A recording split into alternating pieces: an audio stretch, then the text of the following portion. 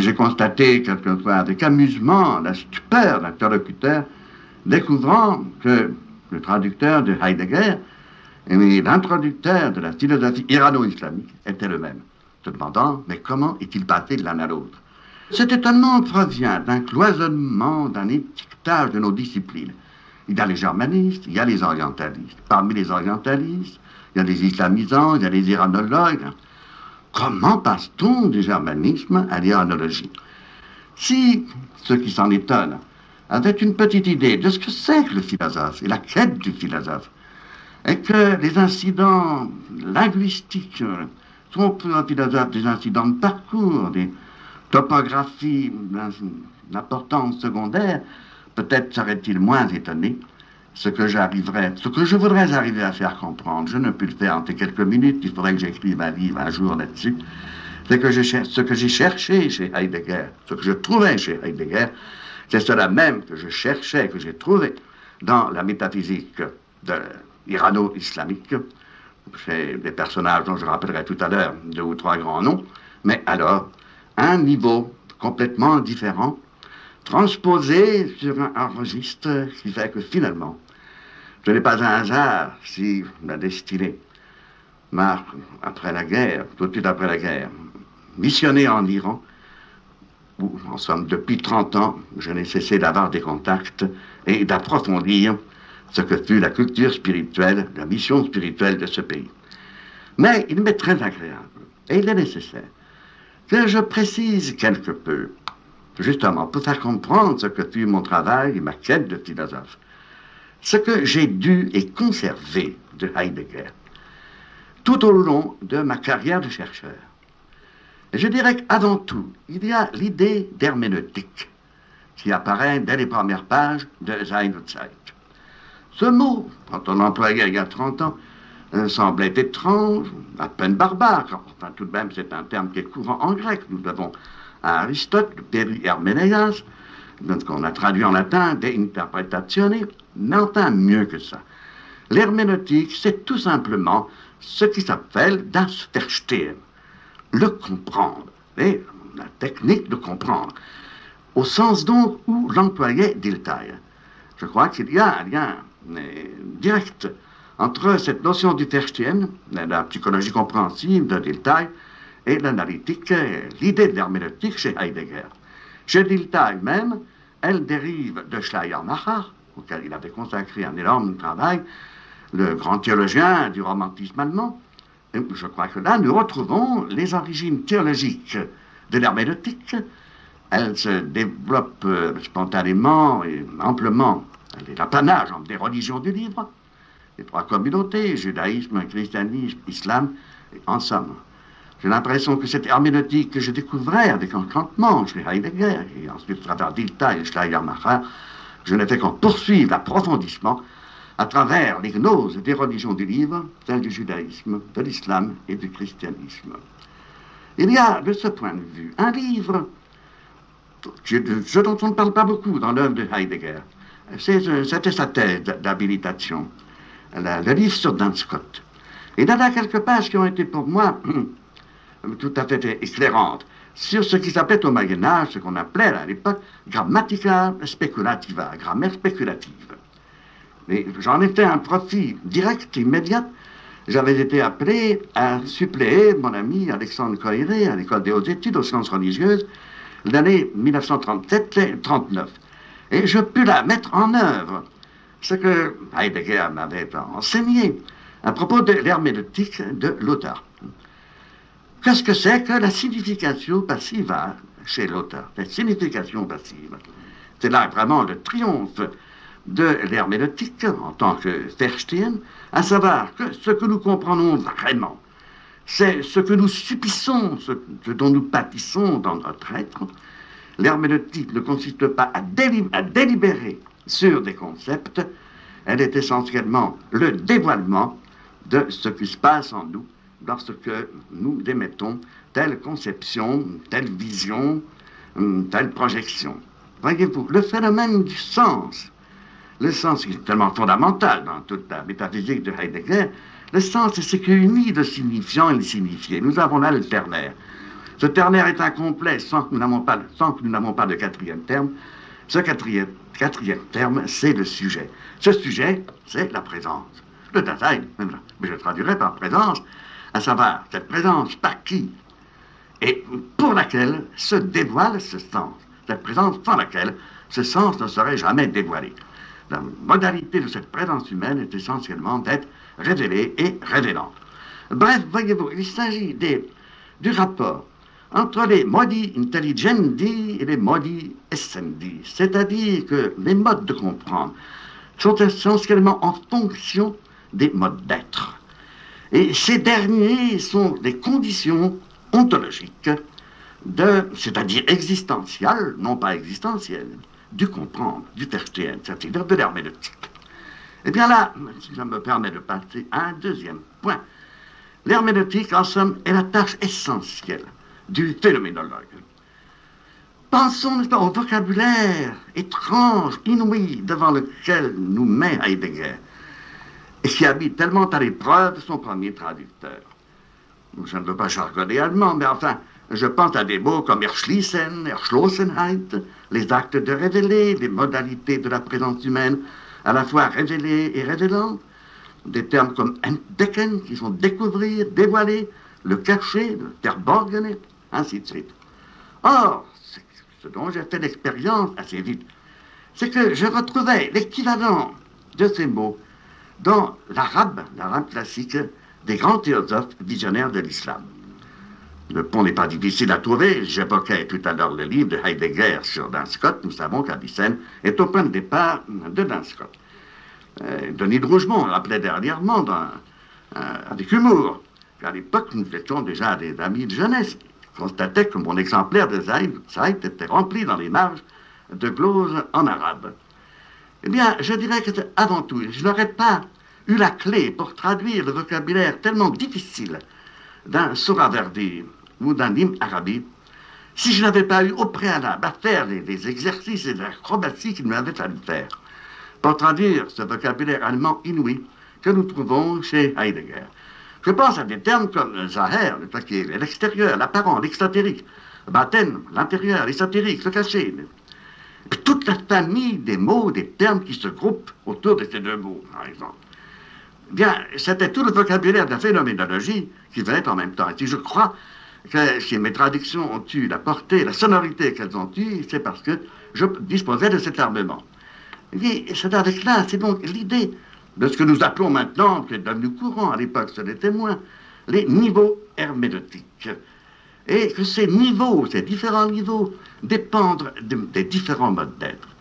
C'est ça, en très bref, l'attitude du phénoménologue, et c'est contre quoi tous les malentendus contre lesquels j'ai toujours essayé de mettre en garde mes étudiants, que ce soit ici à Paris ou que ce soit à Téhéran. Par exemple, nous nous sommes souvent demandé comment traduire phénoménologie, exactement, en arabe d'une part, en persan de l'autre.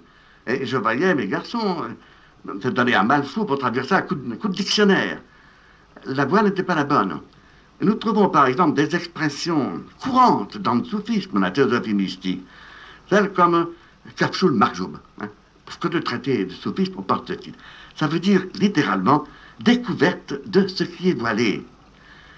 Donc le voile, c'est nous-mêmes. Découvrir ce qui est voilé, c'est qui en terminologie heideggerienne s'appelle das Entdecken des Verborgenen. C'est absolument littéral. Je parlais tout à l'heure de signification passive. Eh bien, toute la théorie des noms divins, comme hypostase, c'est le grand théosophe visionnaire que fait Ibn Arabi, vous laisserez échapper dans la traduction l'essentiel de ce qu'il veut dire si vous n'avez pas absolument présent à la pensée ce que c'est que cette signification passiva. Donc, très brièvement dit, voilà, en somme, quelle fut mon idée directrice dans mon œuvre de chercheur en sciences philosophiques, en sciences religieuses. Je comprends aujourd'hui pas mal de volumes. Je n'ai pas voulu être historien, purement et simplement, au sens courant du mot, l'homme qui fait un bilan du passé, qui ne s'en sent pas responsable. J'ai voulu, et je suis toujours resté le phénoménologue que je devins dans ma jeunesse. C'est peut-être cela d'ailleurs qui a dérouté certains de mes collègues orientalistes. Je crois que les philosophes, en revanche, ont bien compris ce que je cherchais. La difficulté, c'est d'établir le lien, puisque les personnages et les termes techniques qui nous sont fournis en persan et en arabe, hélas, ne font pas partie du programme commun. J'ai toujours eu présente au cours de ces recherches, présente à l'esprit cette incomparable analyse de Heidegger, montrant les racines ontologiques de la science historique, mettant en évidence qu'il y a une historicité, je disais à l'époque historialité, je crois que le terme peut être conservé, plus primitive que l'histoire universelle, l'histoire des événements extérieurs, la Weltgeschichte, bref, l'histoire au sens ordinaire et courant du mot. Peut-être à ce moment-là ai-je pris alors une direction qui n'était plus une direction tout à fait heideggerienne. C'est-à-dire que découvrant cette historialité, elle m'est apparue, non pas, comme nous appelons, à nous insérer dans l'histoire et dans l'historicité, mais comme nous permettant de nous arracher à l'historicité et de l'histoire. Car s'il y a un sens de l'histoire, il n'est pas dans les événements, il n'est pas dans l'historicité, il n'est pas dans l'histoire, il est dans cette historialité, dans ces racines existentielles de l'histoire et de l'historique. J'ai même eu à forger un autre mot, le terme de hiéro-histoire. Je crois que toute histoire sacrale est un arrachement à cette histoire, au sens courant du mot, au sens secondaire, et non pas une insertion dans cette histoire. Je crois que c'est une confusion que meilleurs esprits de bonne volonté commettent couramment de nos jours. Vous voyez, l'analyse du Dasein, du Dagewesen, mon Dieu, devant quelle difficulté inouïe nous avons été mis, être au présent, ce qui fut là au présent. Et le Gewesen, ce participe présent fait sur un participe passé, le devenant passé, le Gewesenheit, le devenu passé, ainsi de suite. Tout ce qui concerne chez Heidegger, cette admirable analyse sans précédent die Zeitigung der Zeit, la temporalité, la temporalisation de la temporalité. L'idée que l'avenir qui se constitue, que c'est l'avenir qui se constitue en présent, au présent, dans le terme aussi inouï, das gegenwärtige zukünftige. Eh bien, voyez-vous, peut-être serais-je passé à pieds joints sur des chapitres extraordinaires sur certains de nos mystiques iraniens, nos théosophes mystiques iraniens. Je pense à Semnali, à Qazi Saïd Khoumi. La différenciation qu'ils établissent entre ce qu'ils appellent le Zaman Afari, le temps des horizons, c'est-à-dire le temps du macrocosme, et le Zaman Anfusi, le temps intérieur, le temps des âmes. Peut-être serais-je passé à côté de cela comme on passe à côté d'une merveille en faisant de la bicyclette la nuit, si je n'avais pas été fixé d'avance sur cette cible par ce que m'avait appris l'analytique de Heidegger. Car je peux le dire, soyez sûr que je n'aurais pas compris sur Averdi, comme je l'ai compris, si je n'avais pas eu cette formation, cette information phénoménologique préalable. Voyez-vous, nous en parlions il y a quelques mois. Comment fut-il possible à ce jeune homme au XIIe siècle de concevoir le projet de ressusciter la philosophie des sages de l'ancienne Perse, les sages zoroastriens, en Iran islamique? Pour l'historien pur et simple, c'est une vue de l'esprit, c'est quelque chose, même une abstraction vouée à l'échec. Pour le phénoménologue, pas du tout. Sohravardi est vraiment le héros exemplaire. Il n'a pas délibéré sur des concepts passés. Ce passé, il l'a pris en charge. Qu'est-ce que ça veut dire? Il a senti qu'il en était lui-même l'avenir, et par là même la mise au présent. Un présent qui dure maintenant depuis des siècles. Et, voyez, c'est peut-être aussi de cette manière, je crois, que j'ai présenté et compris tout l'ensemble de la culture spirituelle de l'Iran. Et c'est pourquoi peut-être mes amis iraniens se retrouvent eux-mêmes. J'en ai souvent le témoignage qui me bouleverse dans mes livres. Eh bien, vous voyez, en évoquant cela, pourquoi je disais, pour pas dire tout à l'heure, que je voulais rendre témoignage à ce que j'ai dû et conservé de Heidegger tout au long de ma carrière de chercheur. Mais là même, je voudrais prévenir et prévoir un grave malentendu. Il ne s'agit pas, j'ai lutté contre ce malentendu que j'ai vu se répéter, bon, peut-être souvent de bonne foi, mais quelquefois aussi avec des intentions douteuses. C'est qu'il ne s'agit pas de transposer la Weltanschauung, la conception du monde de Heidegger. Il ne s'agit pas de confondre, de faire un syncrétisme d'une et l'autre, vraiment, je crois, de n'avoir jamais fait. Il s'agit, je pourrais appeler, l'équipement du laboratoire du phénoménologue. Mais parce que je connaissais à la fois l'analytique de Heidegger, ce qui l'entoure, et la métaphysique islamique, on a dit que j'avais confondu, mélangé l'un et l'autre. Alors que j'ai écrit des pages et des pages pour montrer la différence. Bon, ça ne sert à rien, on ne les lit pas. Et on continue de dire, malgré que vous ayez écrit des pages et des pages pour montrer la différence, on dit que vous avez confondu l'un et l'autre. Ouais. Mais vos livres, principalement, nous avons un autre très grand philosophe en Iran, au XVIe, XVIIe siècle, Mullah Sadra Shirazi, à qui nous devons une véritable révolution métaphysique. C'est lui qui le premier a vraiment ébranlé la vénérable métaphysique de l'essence et lui a substitué une métaphysique de l'être, de l'exister, donnant à l'acte d'exister primauté sur l'essence, puisque c'est cet acte qui détermine ce qu'est une essence. Eh bien, il m'est arrivé, justement, de trouver chez mes étudiants iraniens qui avaient peu ou prou connaissance de Heidegger, dit voilà, nous avons la métaphysique existentielle, c'est nous qui l'avons trouvé les premiers.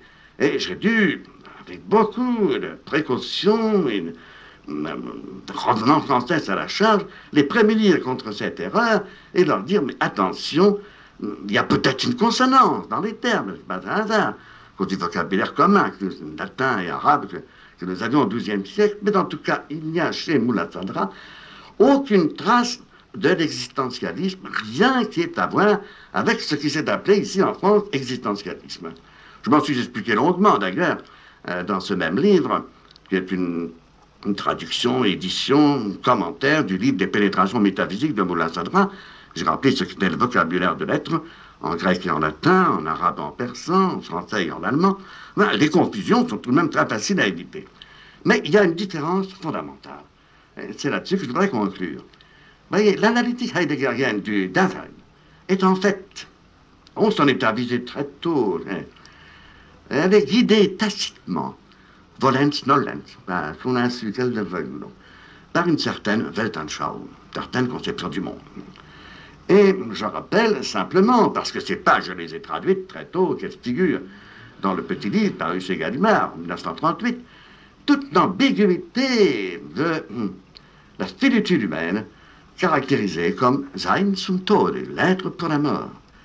Je dirais très brièvement que l'analytique d'un Mullah Sadra, qui culmine justement dans la notion de présence, l'existence humaine, trouve là son climax. De même aussi, le grand théosophe visionnaire, Ibn Arabi, c'est que la présence qu'il découvre n'est pas celle d'un être pour la mort, mais, je dirais alors en allemand, traduisant directement de l'arabe, Sein zum Jenseits des Todes, c'est un être pour au-delà de la mort. L'analytique du Dasein nous amène à serrer d'aussi près que possible cette notion de présence. Voyez-vous, il y a des termes courants chez nos philosophes, surtout chez les Jrakioun. On parle d'une connaissance formelle, elle met souris, qui est représentative par l'intermédiaire d'une species. Et puis, il y a ce qu'on appelle la connaissance présentielle, elle met usuri, qui est présence immédiate, qui n'est pas due à l'intermédiaire d'une forme, d'une species. Mais cette présence, cette connaissance présentielle, c'est ce qu'il désigne également comme connaissance orientale, Eshrachi. Car cette connaissance est à la fois le lever de l'orient de l'âme sur les choses et elle est le lever de l'orient de l'être sur l'âme. Il ne faut jamais oublier de faire intervenir pour le mot Ishraq cette notion de l'orient. C'est une lumière qui se lève, une lumière qui est antérieure à toute chose révélée, puisque c'est elle qui les révèle. C'est à la présence. Eh bien, vous voyez, toute la différence est peut-être là. Sans aucun doute, elle est là. Dans le Da du Dasein. Car la présence, ce que signifie cette présence de l'homme à lui-même, c'est nos théosophes islamiques, c'est une présence, c'est sa présence à tous les mondes et intermondes. C'est quelque chose d'ailleurs que nous trouvons aussi bien chez le grand néoplatonicien Proclus que dans la gnose juive et la gnose islamique. C'est une présence qui est constituée est constitutive d'un avenir qui devient compte alors de constituer au présent, en présent. Ce n'est plus seulement, je reprends l'expression de tout à l'heure, ce n'est plus seulement être libre pour la mort, cet adage pathétique de l'analytique heideggerienne, mais être libre pour l'au-delà de la mort. Et nous gardons les mots, les Entschlossenheit, la décision résolue. Vous voyez donc comment, dans chaque cas, elle se projette sur des horizons d'un niveau différent. Cette liberté pour l'au-delà de la mort, malheureusement, je crois que l'agnosticisme qui règne dans l'Occident de nos jours, depuis quelques siècles, cette liberté, l'agnosticisme nous en prive. Et c'est bien là, je crois, le sens métaphysique du mot Occident. C'est bien le sens que Sohrawardi donne au mot Occident dans son pathétique récit de l'exil occidental. Je dirais peut-être un jour comment le récit de l'exil occidental, justement, m'a fait prendre une direction qui n'était plus celle de l'analytique heideggerienne. Vous voyez, nous nous heurtons à tous les murs, à des murs que nous avons élevés nous-mêmes. Et le Da de notre Dasein n'est plus qu'un îlot en perdition. Je crois justement celui de l'exil occidental. Eh bien, vous voyez, dans ce très bref résumé, dans cette très brève esquisse, je crois avoir pu faire comprendre à la fois comment le traducteur de Heidegger était devenu aussi l'herméneute de la res religiosa iranienne, hein, et en même temps aussi tout au long de ce parcours, j'ai emporté avec moi du bagage, de l'armement que m'avait confié Heidegger, de tout ce que je lui ai dû. Et je ferai comprendre aussi comment mes années d'Orient m'ont éloigné de l'Europe, et faire comprendre aussi combien, après toutes ces expériences, il m'était difficile de renouer avec Heidegger après tant d'années.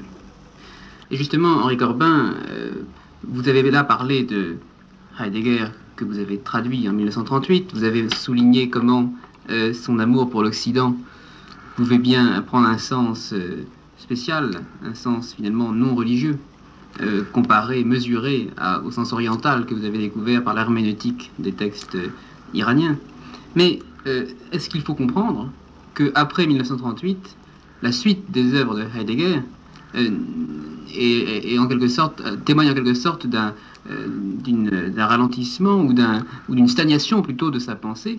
Et faut-il comprendre donc que la seconde partie de l'œuvre heideggerienne, après la grande période de Sein und Zeit et de Qu'est-ce que la métaphysique, n'a rien changé, si vous voulez, à cette fermeture que vous dénotez dans la première partie de son œuvre? Je voudrais laisser le soin de répondre à votre question très pertinente, très grave, à ceux qui, au cours des années, ont gardé avec la pensée de Heidegger un contact que moi-même j'ai perdu, étant donné qu'en Orient, mon Dieu, les livres de Heidegger n'arrivaient pas rapidement ni très facilement. Ce que je puis vous rappeler, et ce qui reste pour moi une énigme, c'est que la seconde partie de Sein und Zeit, sans laquelle la première, vraiment, reste boiteuse, incomplète, mais nous n'avons plus le courage de nous battre pour la traduire. Cette seconde partie, vraiment, je peux dire qu'elle a existé, je l'ai vue, j'en ai vu le manuscrit. Qu'est-elle devenue depuis? Là, je ne peux pas répondre à cette question, qui restera peut-être une énigme de l'histoire de la philosophie, à moins que mes plus jeunes collègues, qui ont gardé le contact avec Heidegger jusqu'à ces derniers jours, n'aient sur ce point une réponse dont moi-même je ne dispose pas. Henri Corbin, je voudrais vous poser une dernière question. C'est que vous avez dit que dans la métaphysique de Heidegger, on se heurtait à une fermeture, à une fermeture dans l'Occident, et vous avez opposé ça à la dimension orientale et éclairante, éclairée et religieuse que vous avez découverte en Orient. Mais cependant, si chez Heidegger il est bien vrai qu'il n'y a pas de place pour une notion de Dieu, puisque le Dieu est pour lui assimilable à un concept métaphysique, celui de l'étang suprême, il y a quand même chez Heidegger une place pour la dimension du sacré et pour la différence qu'il appelle différence ontologique entre l'être et l'étang, c'est-à-dire au fond pour la différence entre deux mondes, un monde éternel qui est en haut et un monde provisoire qui est en bas. Alors, est-ce que là, il n'y aurait pas tout de même un moyen de faire se rejoindre la pensée de Heidegger avec une pensée religieuse? La question que je vais vous poser, pour y répondre intégralement, je demanderai d'abord à ce qu'on rechercha dans la jeunesse de Heidegger son lien avec la théologie. Je me rappelle avoir disposé d'un manuscrit, je ne dois l'avoir que pas dans mes archives, d'une conférence, je ne sais pas si elle a été publiée, qui s'appelait Philosophie et théologie. Heidegger avait commencé par le professeur à l'université de Marbourg. Ce qu'il en fut par la suite, c'est, vraiment, là je ne peux pas me prononcer. Mais j'ai l'impression que vous rappelez très justement la différence entre l'être et les temps. Je vous dis en passant, c'est un problème qui a été merveilleusement analysé par certains de nos philosophes disparus au XVIIe siècle, dénonçant la confusion commise par pas mal de soufis entre l'unité de l'être et les temps, et l'unité de l'étant. Beaucoup d'orientalistes s'y sont laissés prendre. On parlait de monisme existentiel, ce qui est une contradiction in adjecto, qui n'a jamais été pensée par nos philosophes et philosophes. Mais j'aurais l'impression alors que vous identifieriez, mettriez en parallèle ce contraste entre l'être qui est la source des étangs, et l'être qui constitue l'étang comme être. Il est donc, il accomplit le rôle de l'énade chez Proclus, chez les néoplatoniciens, les lénades qui constituent les êtres en tant qu'être un, sans lesquels un être ne serait jamais un être. Mais si vous voulez y retrouver un contraste entre un monde supérieur, le monde de l'intelligible, je me demande si vous ne tireriez pas par là Heidegger du côté du néoplatonisme. Je crois que c'est dans cette direction que l'on est alors chercher, alors reprendre des choses tel principe. Je ne dirais pas chez Plotin, non, mais chez les néoplatoniciens tardifs, des géants comme Proclus et Damascus. Je crois qu'il faut en effet chercher parce qu'il y a aussi cette thématique de la parole qui a été inaugurée au fond à l'époque moderne par Heidegger, mais qui s'accorde si bien avec la tradition, par exemple biblique, de la parole de Dieu. Et là, on est bien dans une dimension du sacré, et que ce sacré prenne le nom de Dieu, ou qu'il prenne seulement celui de l'être. Ce qui est important, au fond, c'est plutôt la différence ontologique en elle-même, entre l'être et les temps, de même que pour les religions, il y a une différence entre un monde d'en haut et un monde d'en bas. Et si on prend en compte seulement cette différence pour elle-même, quelles que soient les figures qu'elle se donne, eh bien peut-être là, trouve-t-on alors une unité d'inspiration entre le heideggerianisme et ce qui reste du monde des religions. Ça revient à nous interroger sur le logos de l'ontologie, le logos de la théologie, évidemment. Nous retrouvons là le problème de la parole, du verbe, des théologies et des religions du livre. Heidegger vous aurait-il suivi sur cette question? Aurait-il accepté qu'on la posât? Là, il a emporté le secret avec lui dans sa tombe. Je dirais en arabe, Rahmetullah Alahi, que Dieu les sorte à miséricorde.